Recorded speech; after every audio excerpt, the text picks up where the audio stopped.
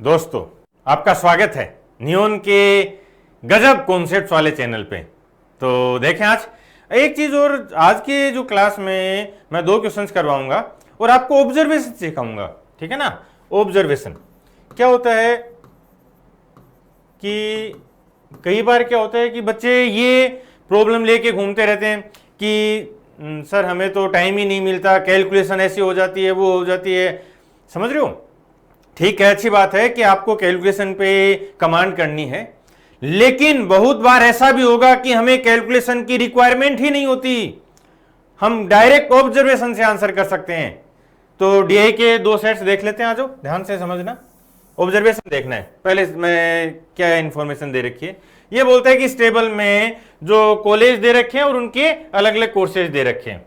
ठीक है ना। तो ये 4 कोर्सेज है हमारे पास और ये 5 कॉलेजेज हैं। फिर ये बोलता है कि किस कॉलेज में highest average number of students है पर कोर्स। किस कॉलेज में पर कोर्स यानी प्रत्येक कोर्स में जो हाईएस्ट एवरेज नंबर पूछा है। ठीक है ना। तो हमारे पास ऑप्शन में 4 है तो चारों का चेक कर लेंगे।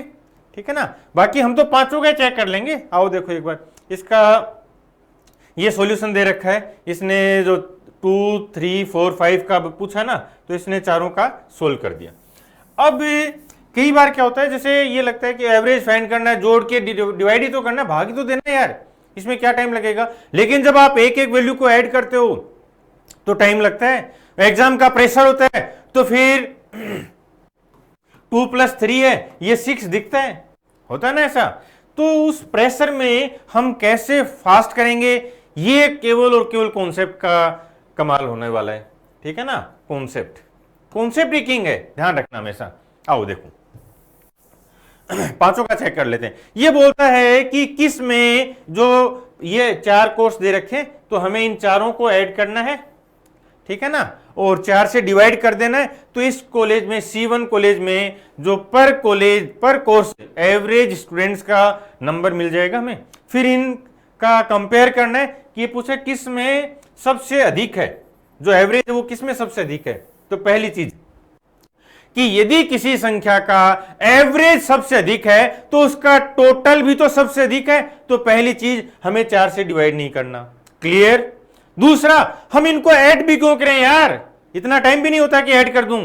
क्या करें तो हम इनको डायरेक्ट ऑब्जर्व करते हैं, रिलेट कर लेते हैं, रिलेटिवली चेक कर लेते हैं ना, कौन ज्यादा है कौन कम है। आ जाओ, ये देखो, C1 से शुरू करते हैं, C1 और C2 को कंपेयर करें। ये इसके कंपैरिजन में ये ज्यादा है, 56 से ये ज्यादा है, इसमें ये ज्यादा और इसमें ये ज्यादा है। C2 में तो सारे वैल्यू ज्यादा है, इसका मतलब इसको हटा दो, ये नहीं हो सकता, इसने ऑप्शन में भी नहीं रखा था। फिर भी चलो मैं मान लो रख लेता तो भी चेक कर सकते थे। अब इन दोनों को कंपेयर करो, ये +4 है C3, +4, ये -4, ये तो दोनों 0 हो गए। ये +17 और ये +13, इसका मतलब है ये बहुत आगे है। ठीक है ना। ये बहुत आगे आ गए C3। क्लियर है। तो C2 को भी हटा दो, ये दोनों हमारे काम के नहीं, अभी C3 हमारे काम का है। C4 से कंपेयर कर लें, ये +4 है, ये -2, C3 के लिए चेक करें, ये -13, -5, C4 भी आसपास नहीं है, हटाओ इसको भी, C4 भी नहीं है। C5 चेक कर लो, -3 + 6, ये कितना हो जाएगा, -9। ठीक है ना। और ये +1, तो ये भी आसपास ही नहीं है। ठीक है ना। माइनस का 12 हो रहा है और ये कितना बन रहा है, माइनस का तो 12 है और प्लस का 7 है। इसका मतलब C3 5 ज्यादा है, C3 का जो टोटल है वो 5 ज्यादा होना चाहिए। तो आंसर तो आ गया C3।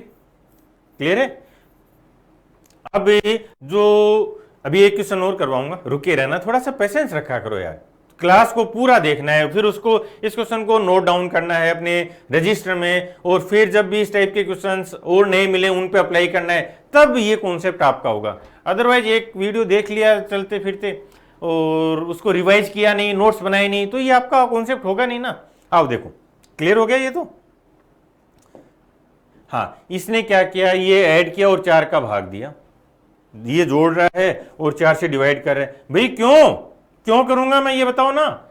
ये आसान नहीं है ऐड करना, चार वैल्यूज को लगता है कि हाँ, जैसे ये ऑप्शन में, ये सॉल्यूशन में देखोगे ना तो ये लगेगा यार ये तो जोड़ के भाग ही तो देना था चार का। आसान नहीं होता, बता देता हूं, ठीक है ना। और हमने क्या देखा था कि C3 में C5 से 5 ज्यादा, देखो ये रहा +5 है।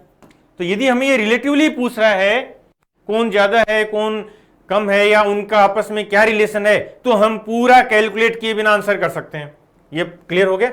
और एवरेज पे ना मैंने बहुत गजब क्लासेज ली हैं, एक अलग लेवल पे कॉन्सेप्ट को लेके गए हूं, पूरी मैथ्स में ही किए, लेकिन एवरेज मैंने पूरा डिटेल में करवा रखा है। तो आप ये सर्च करना एवरेज बाय राजा सर, ठीक है ना। और जो भी क्लासेज हैं वो सारी की सारी आपको देखनी है, अच्छे से नोट्स बनाने हैं, और फिर जो आपके एग्जाम में क्वेश्चंस आते हैं उनमें अप्लाई करना है। स्पीड देखना, क्लियर है। एवरेज बाय राजा सर चेक करना। ये पॉइंट समझ में आया? मैं एक बार रिपीट कर रहा हूं, फटाफट आ जाओ। क्या क्या ये क्या बोलता है कि किस कोर्स में औसत संख्या सबसे अधिक है, तो जिसका टोटल सबसे अधिक है औसत भी तो उसी का सबसे अधिक होगा। तो पहली चीज, हमें 4 से भाग नहीं देना। दूसरा कि हमें इनको आपस में ऐड भी नहीं करना। रिलेटिवली तो पोजीशन पूछे ना यार, कौन बड़ा कौन छोटा।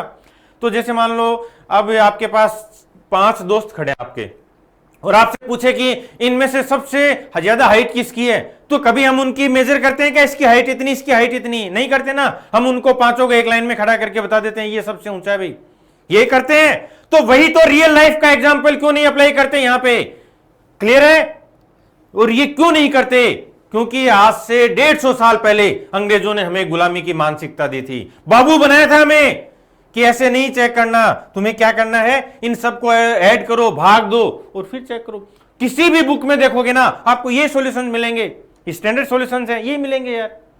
तो वो चीजें डेवलप हो ही नहीं पाती, क्लियर है। तो हम क्या करें, इनको कंपेयर कर लेते हैं।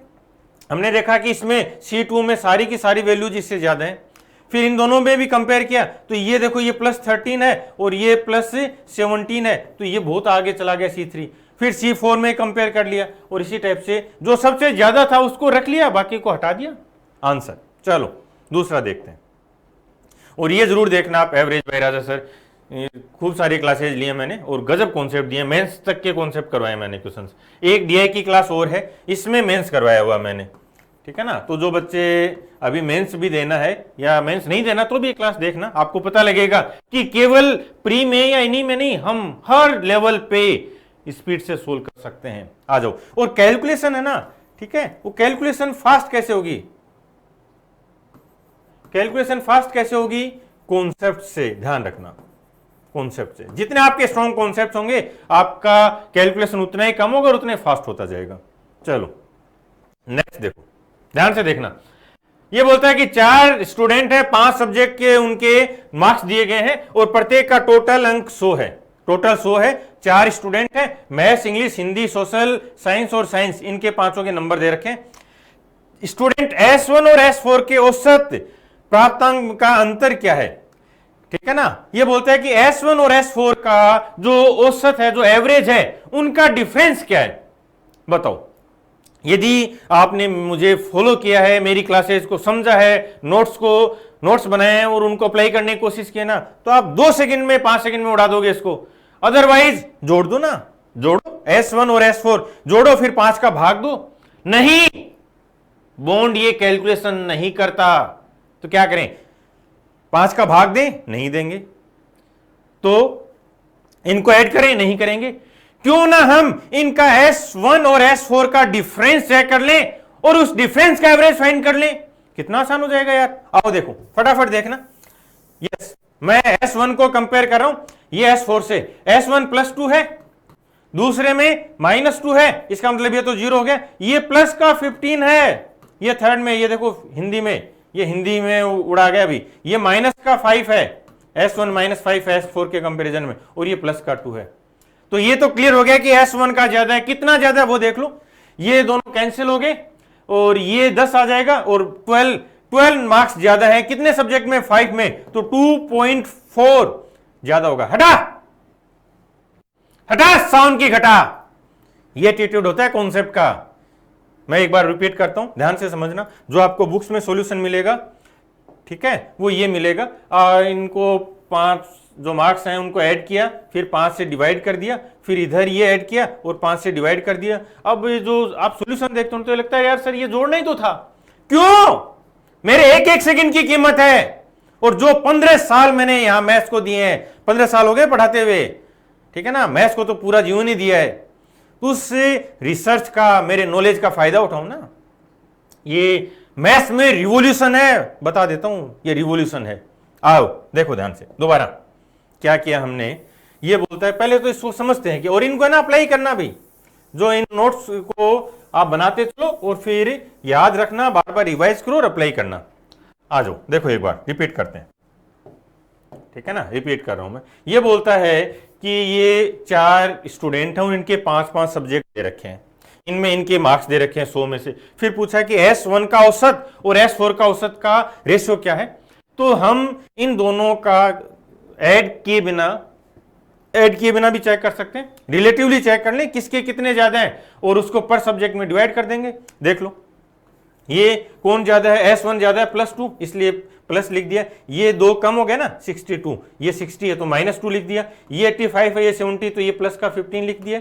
और ये 75 है, ये 80 है, तो ये माइनस का 5 हो गया ना, 5 कम है। इसमें ये 90 और ये 92, तो ये प्लस का 2 हो गया।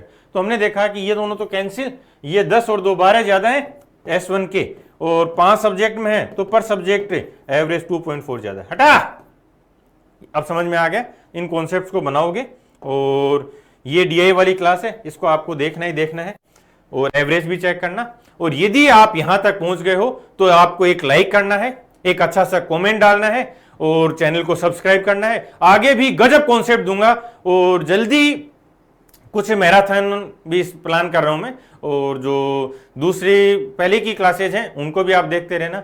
ग्रुप D और CBT 2 के लिए कुछ प्लान है, जल्दी आपसे शेयर करूंगा। Thank you.